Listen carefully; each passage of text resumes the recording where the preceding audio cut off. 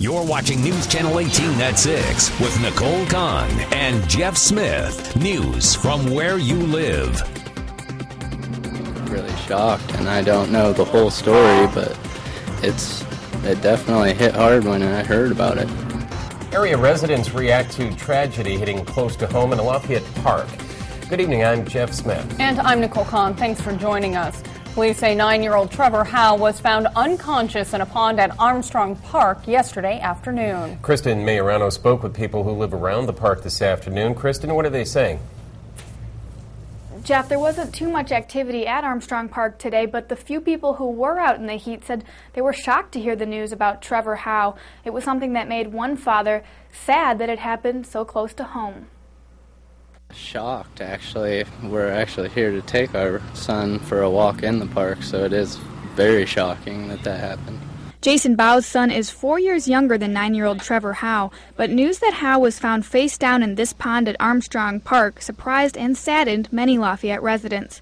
Police say it was simply an accident with no foul play or parental neglect suspected.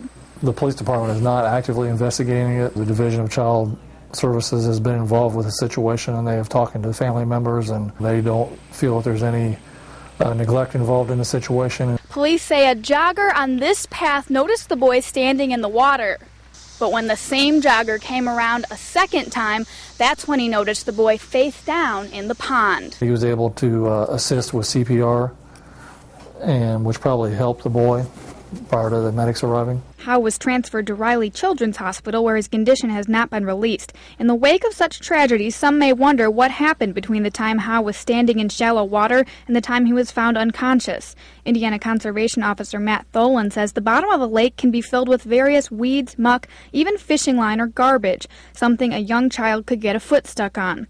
Meanwhile, others may question the safety of the area surrounding the pond itself. In my position, I would never let my son come out here and around water like that by himself. But yeah, I think that it should be something that should definitely be looked at with, this happening.